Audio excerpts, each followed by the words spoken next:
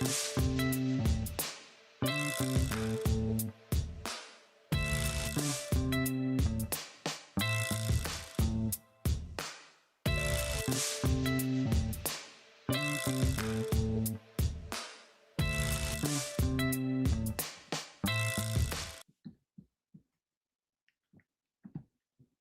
NBA Gambling Podcast on the Sports Gambling Podcast Network is brought to you by the SGPN app. Get all of our free picks and podcasts in one convenient app. Download the SGPN app today. Yes, sir. We are back with another edition of the NBA Gambling Podcast on the Sports Gambling Podcast Network. No me, no the voice, no the guys. Me, really relevant, the roads, Terrell Furman Jr. here at your service.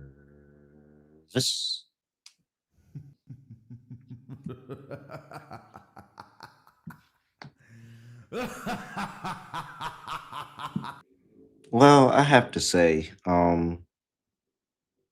I for one, I mean, these playoffs are happening and they're going on, and it's all that is fine. But like, I mean, they're still playing games in the second round.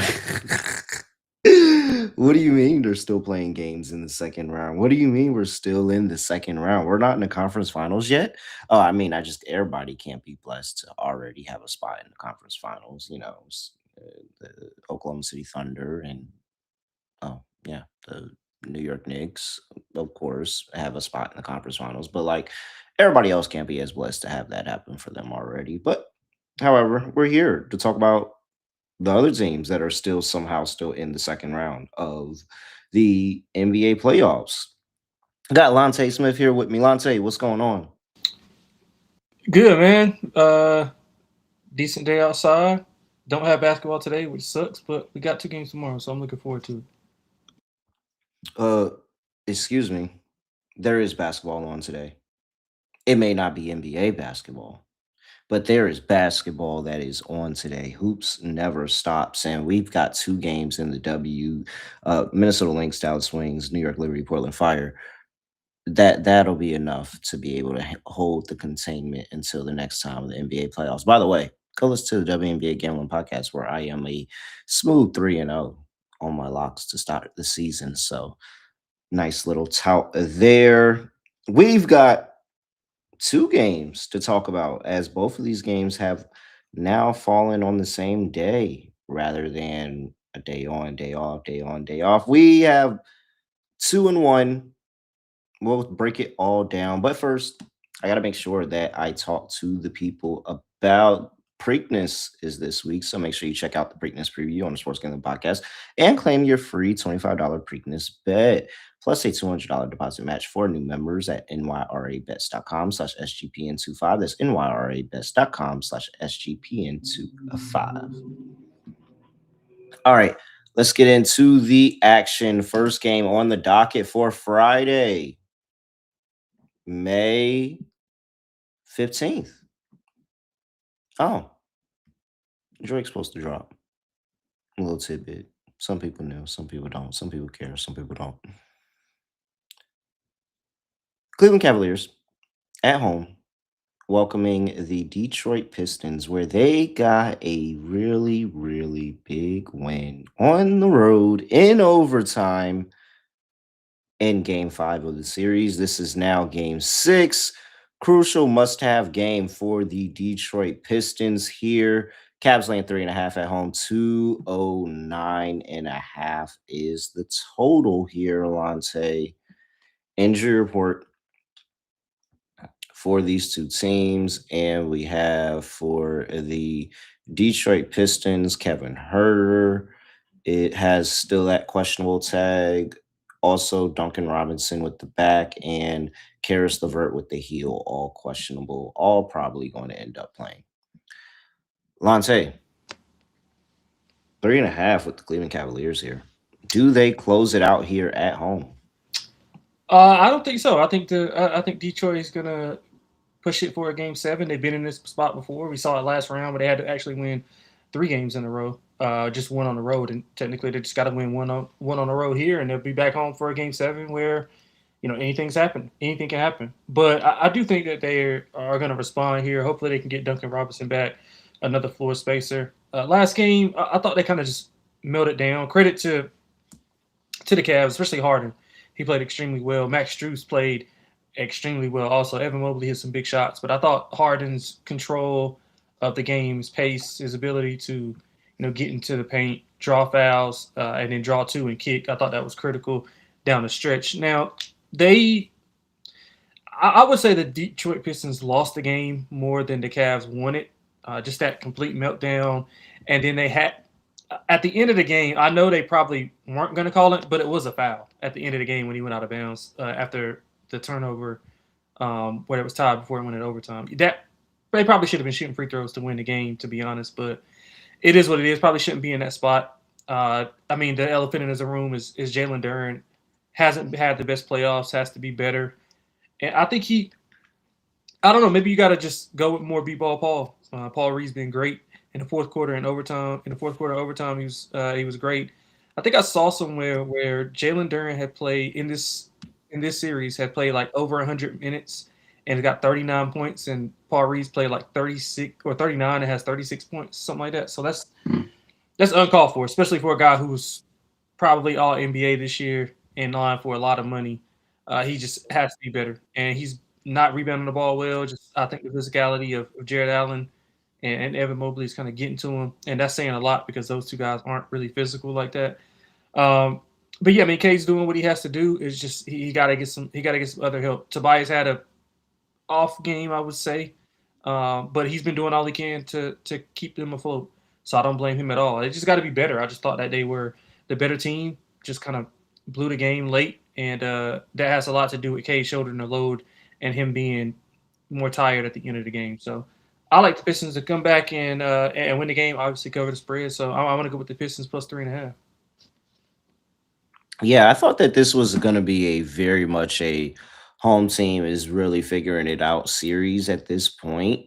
Just seeing all the home teams win, and ultimately the Pistons probably should have won that game, whether you're counting the foul not called on All-Star Thompson or the fact that they just completely allowed the Cavaliers to just come back into the game in the regulation and even put themselves in a position for overtime. Like I am of the thought more pessimistic of the Detroit Pistons of they should have won that game because that was the game they're supposed to win. Now this is Cleveland's game, and Cleveland has a closeout game at home here against this Detroit Pistons team that honestly, without Jalen Duren, offensively, they're just very, very ordinary. Jalen Duren opened up a lot of things for them on the three-point line. Honestly, he opened up a lot of things, and just the fact of he's what was it like 20 and 11 or something like that in the regular season, and now he's like some 11 points, 9 rebounds, or something like that. Like it's not good. It hasn't been good for Jalen Duren. I think that's a really, really big piece that they are going to miss on the road in this game. And now we just got to look at all these other pieces to try to come a step up in this spot. Like I just don't know if Detroit has enough offense. And it seems like it's going to be a lot of Cade Cunningham trying to shoulder the load. And I can see Donovan Mitchell giving that same production on the other side. James Harden came up big and had a really big game for them. I think this is the moment where this Cavs team just kind of puts together a complete game and they honestly get Detroit off the floor. And it's going to be a very, very sad ending to the season. It will be a little bit more question marks on Bickerstaff and just his playoff success overall, but also it's going to be a lot on Jalen Duren and the fact that he just did not show up in these playoffs, and he had ample time to come out and have multiple games of success for this Detroit Pistons team, and he was unable to get it done. And I think that's something that they should really consider going forward.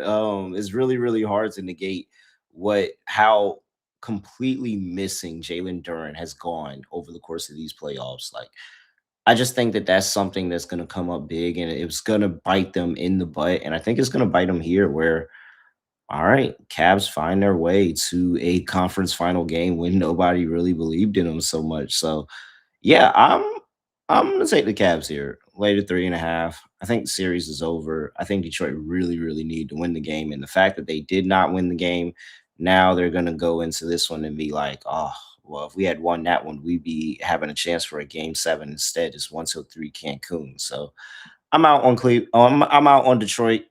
I've been backing this Detroit team all season, and in the last game, I am jumping ship on one of the Cavs, laying 3.5, as I think they're going to close out the series here.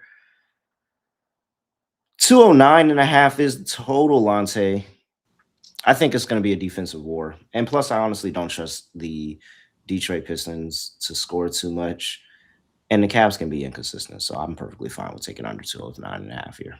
Yeah, I got burned with the under last game, that overtime. But I think the game just sets up. Just the series has been setting up as been a defensive battle, and I guess you can mix in the offensive struggles with that. But yeah, I probably would go under as well. Just hoping we don't get overtime again. Both teams struggle to get to 100 uh, before they, and they shot. I think they shot a lot of free throws as well, which I knew Detroit would get a decent whistle because of what JB Bickerstaff was talking about in the press conference the game prior with Mitchell shooting more free throws than the entire team. So I'm expecting a lot more, a friendlier whistle for both teams, allowing them to kind of play a little bit more free flowing, which means it'll be a lot more, a lot more missed shots. I think so. I'm going with the under.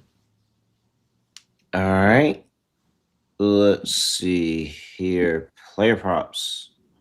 What you got for this one? Yeah, you know what? I'm interested to see the status of Duncan Robinson because I would love to be on Karis LeVert props. His points over. I just think he's found a role, he's found a niche. He's been playing extremely well. Him and Dennis Jenkins played well enough last game to kind of give them some lift. They just didn't have, enough in the end. So I would look at both of those guys, depending on what happens with Duncan Robinson. Obviously, if he's out, they're gonna get more. They're gonna get more time. So I can see both of those guys going over their props, which is pretty low. If I don't see it listed. Do you see it at all? For Dennis Jenkins and Karis LeVert. Jenkins, I have. Yes, I see him. Hold on. I thought I seen their PRA. I didn't see their points. Maybe I overlooked it. Points are at 9.5 on Novig plus 105, 107. Okay, yeah. And I see Karis LeVert at 7.5, even money. yep. So I like both of those. I think I'm gonna go back to the Dennis Schroeder points, rebounds, and assists. I am. Let's see. What's the number on that? So numbers at 11.5. Now it was at 10.5 last game, and he fell just short. He had 10. Didn't have any what was it? Didn't have any rebounds. That would have 5 points, 5 assists, no rebounds. That's like brutal. But he went over in the first 3 games of the series. They're back here at home. I truly do think that they really do like using him to come in, change the pace of the game, especially when it's just an automatic rock fight. And that's what I'm pegging this one to be, is just to be that rock fight. He's going to come in, change the pace of the game, and be able to go run the floor, spread the ball out, rack up the assists, rack up the points. Maybe I need to do points and assists. Maybe we just get the rebounds out of the equation. But I honestly think that he's good on the points and rebounds here.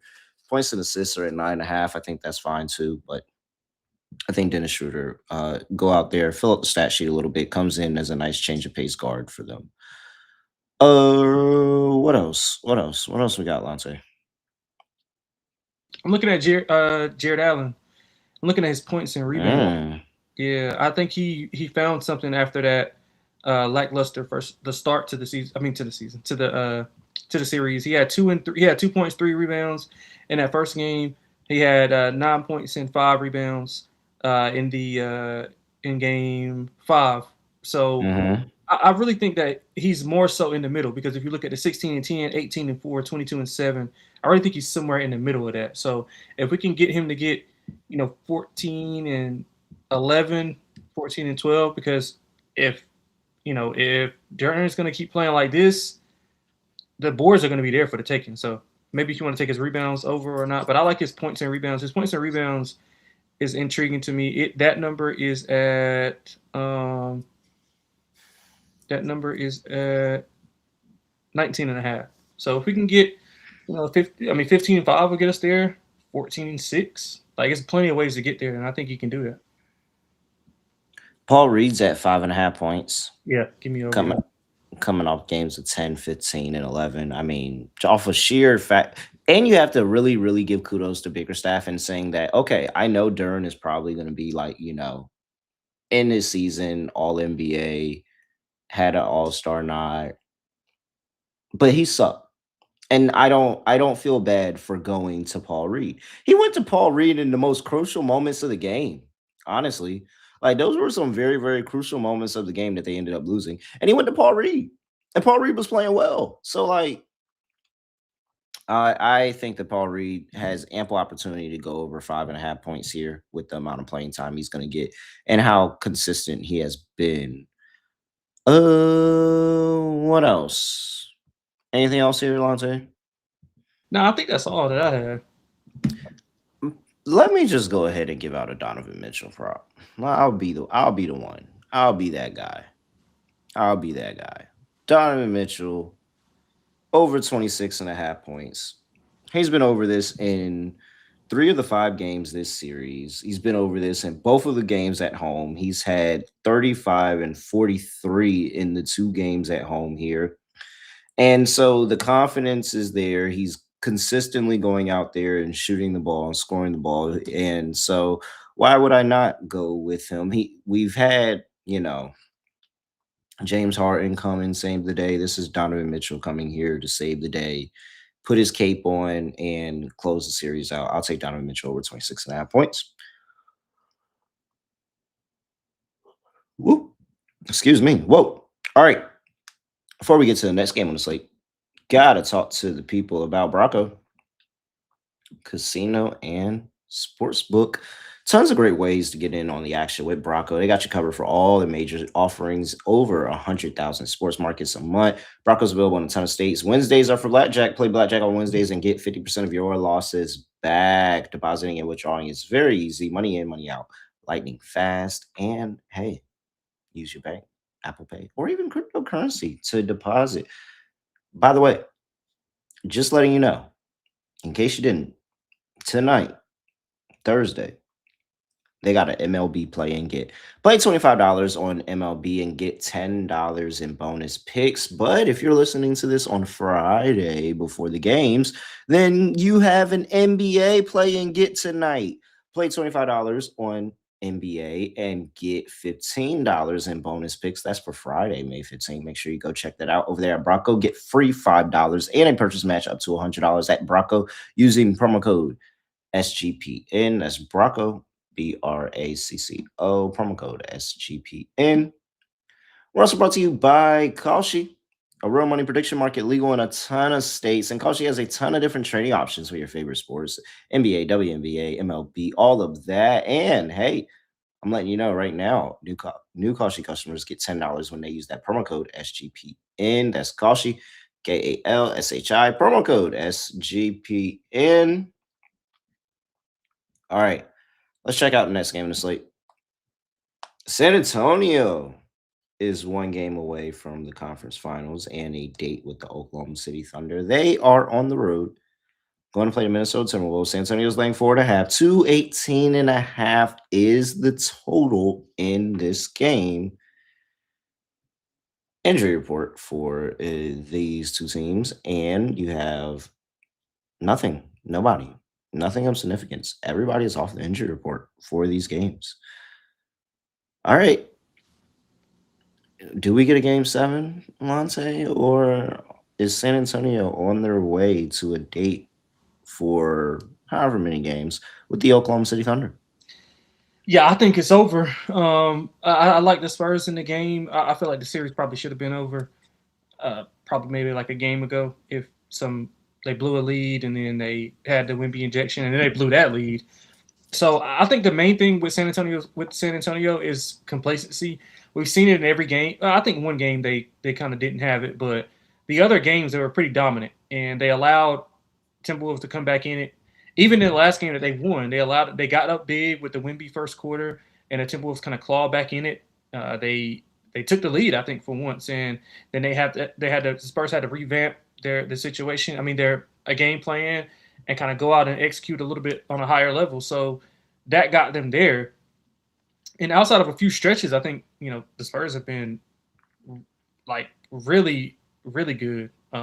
They just can't be complacent and giving away leads. They don't play well with leads. They get off to good starts and then they'll go on to you know playing like they're playing a lot more isolation basketball than actually moving the ball. That's when they're at their best. And Fox has not been as good. Dylan Harper's been great. Wemby's obviously been great. But I think the key factor that they got last game was Keldon Johnson stepping up and playing like the sixth man of the year. And he was really good in transition. He neutralized Julius Randle, which I think is a big part of what Minnesota wants to do. And without Julius Randle being kind of the second fiddle to Anthony Edwards, I think you're looking for scoring from, Io, who's probably not 100% healthy. And then, I mean, who else do you have to score the ball? McDaniels is not much of a scorer. I would let him take as many shots as he wants because they're not effective whenever, he's just chucking up 20 plus shots. So I like the Spurs to get it done. I am worried about them having a lead and then blowing it. And then in the fourth quarter, they don't really close well. So I'm worried about that. But I just don't trust Minnesota. I mean, they're still banged up. Now, this extra day does give them a chance to kind of heal up and be like a lot better and a lot healthier than what they were to start the series. But I just think the Spurs will be able to outlast them in the end. So I like the Spurs minus 4.5. I think they get it done, and we get a date with the what we all wanted. Well, what a lot of people wanted: Spurs and OKC. All right. I have to say, I'm still very committed to the thought that Minnesota just knows how to win playoff games. Like, yeah, they stumble here or there, but when everybody continues to doubt this Minnesota team, they something happens. Whether it is a blown lead, whether it is a Wemby injection, something happens and this team finds itself in a position to win the game, and they're at home yet again. And so I have to think that how good Minnesota has been at home over these playoffs, that they are going to find a way to come back and get this win and kind of avenge themselves in the game that they played back there in San Antonio. So I like Minnesota here in this spot. I think that Wemby Wimby is a force, but this could be a very, very big get up spot for Rudy Gobert as well. Be it at home, I like the chances of the DeSomus and the Shannons and the McDaniels and all those guys to give Ant that help he desperately needs, because that's what he really, really needs. It's just more consistent help. Julius Randle's got to get out of his little funk and find himself a flow in this series that really he should have been a lot better over the course of the entire series. And Julius Randle doesn't get talked about enough because he's Julius Randle. But like, very, very disappointing, I feel like, what he's done in the series from what they should be getting from him. But this Minnesota team and Chris Finch doesn't give up. Anthony Edwards is that guy. He's good enough. And with the home crowd behind him, if Ant gets cooking, especially in the third quarter or in that second half, like, he could very well have them in spitting distance of the game, and then the ball just needs to bounce one way uh towards their direction, and they could be walking out of here with yet another win and going into yet another hostile game in seven with a chance to go to the conference finals. So I've bet against Minnesota a lot in years past, especially in the playoffs. I think that I am just more believing of what I've seen them in the wins and what they do on the court to say that they're going to go here and force the game seven. So I like the Minnesota Timberwolves plus 4.5 here. I think at the very least, this is going to be a close game. Minnesota, I'm expecting them to win on the money line at home, force this game seven back in San Antonio. Then we'll see what a young group in San Antonio is able to do at home in a game seven versus a battle tested Timberwolves team that's been there, done that before. But I'm on the Timberwolves. So we've differed on both games here, Lonte. 218.5 is the total in this one. What you like? Yeah, I'm struggling with this one. I maybe go for a team total over for the Spurs. I think the Spurs will be able to score. The defense of Minnesota hasn't been, you know, what it's cracked up to be early on in the season or early on in last series because they're just a mismatch with Wimby. I don't know if they're gonna have to just play more Nas Reed and Let's Gobert, but the Gobert minutes they haven't been really good as of late. I know they were on Wimby. He was on Wimby a little bit more early on, but Hmm. I don't think that it's going to work. So I'm gonna go with the Spurs team total over versus the full game. I don't know if I trust Minnesota's offense. I mean, just haven't shown me the ability to be consistently good throughout the stretch. And if we get, I mean, I think in order for them to be able to be competitive, Julius Randle is going to have to play really, really well. I mean, like 25 and like 12 well. And I'm not sure if he can do that against his defense the way that's been playing. Yeah, I like over. Over's been pretty good in this series. I like the opportunity for the guy you said, Julius Randle, really more of Desomu, Terrence Shannon, McDaniels, like all these other guys that just play really, really well here, add to the scoring. San Antonio's offense can just like that go and be instantly hot and put up 110 at plus 115 north of there. Like, so I like Timberwolves to go put up a high total in this one, be able to score the basketball, and the offense looks really good in a closeout game. So I like over. I'll just go over 218 and a half. Player props. Yeah, my first one, and I'm going to go with Dylan Harper over Yep. PR8. 100%. 18 and Good a boy. half. I mean, I just think he's just been dynamite. He's been really good on the glass as well. Whenever Fox is in the game with him, he's playing a lot more on the ball, so that's assist opportunities. And whenever he's in with Castle, he's playing more, off the ball. So you're getting the points and assists from either side, and he's able to just rebound the ball at a high level. So I like his PRA.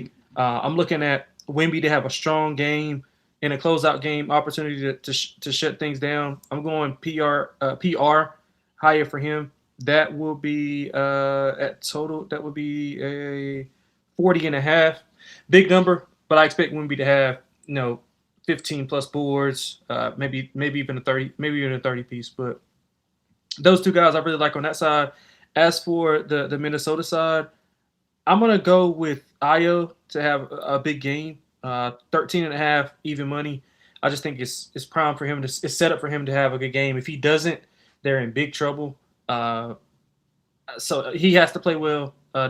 He's got an extra day rest. So I'm going over 13 and a half. But that I agree with the chat. We're going to go bear under everything because I don't know if he'll be able to play. All right. Let's go ahead and first I'll throw out Nasri. Nasri, good brothers in Minnesota, Nasri.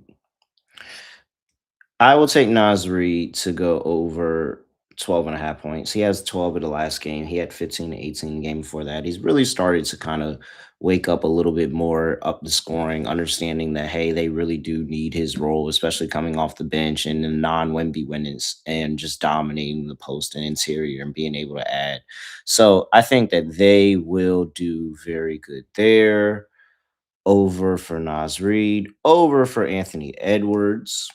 Let's see what Ant's line is at. I'm not going to question Ant in what is an elimination game here at home and a chance to be able to save the season, have that moment, be the guy. And then also they just really I truly don't think that they honestly can guard him. They're just trying to, keep the ball out of his hands, make things a little tough for him. But he's been very, very consistent at home in this series. He's gone over his prop in his two games at home with 36 and 32 points in those two games, over 26 and a half for Anthony Edwards here at home to have a good game. Ooh, what else, Lance? Anything else here? No, I think that's pretty much it. Yeah, I think that's a good little synopsis there. All right. Before we get to lock, dog, and prop, let's build our underdog lineup, Monte. For the people, make sure you go use that promo code NBASGPN, play $5, get $50 in bonus funds when you use that promo code. Again, NBASGPN. Let's see here, higher and lower. What can we cook up here today, Lance? If you like Ant, we could throw him in there. I like Ant. I'm not opposed to that. All right. And he has been over this in his two home games in the series. And to go higher, 26 and a half points. Yeah, if you like Dylan, I like Dylan's PRA. I do. I do. We'll go PRA and just wrap it all together. And Dylan Harper, higher 18 and a half. I did agree, co-sign that play. yeah, and if you like, you said you like Mitchell in the first game, so I'm fine with that as well. Spider, higher 26.5 points. There we go. Easy, simple, just like that, Lonte. Donovan Mitchell hired 26.5 points in the early game. Late game, you got Anthony Edwards hired 26.5 points as well. And Dylan Harper hired 18.5 points, rebounds, and assists. Add that all in the Underdog, shake it up, and it's going to be 6.5x. $100 gets you $650 over there at Underdog Fantasy. Make sure you use that promo code NBA SGPN. We're also brought to you by a Rhythm. Make sure that you go and really, really dabble in to the Rhythm lines here. They have WNBA. They've been cooking the WNBA with the Smart Signal player props. That first weekend going 21-2. Make sure you go check out Rhythm. Make sure you use that promo code SGPN25 over there at Rhythm. Download it and get 25% off your first month. Download the Rhythm app and use promo code SGPN25. All right. Lonte, lock, dog, prop. What are we doing? Yeah, let's go. Let's keep it real simple. We're going with the lock. Give me San Antonio minus the 4.5. I think they close it out. For the dog, give me plus 160. Detroit Pistons to force a game 7 and to, spoiler alert, beat Cleveland in game 7. For the prop, I was gonna go with the Dylan one, but I'm not gonna do that. I'm gonna go with the Rudy Gobert under. Give me under PRA. That number. That number is. Where are you, Rudy Gobert? That number is. I don't have it. He's not even up here. Oh yeah, he is. Okay, 17.5. Yeah, let's go under that. All right. Lock. I do really like Minnesota, but once upon a time, I did say I don't trust Minnesota. I trust Anthony Edwards. Lock, Anthony Edwards over 26.5. Dog. Donovan Mitchell gets his moment. Big closeout game. Donovan Mitchell, 30 plus points, plus 155. Prop. Wow, I'm doing 3 props here. Crazy. Prop will be.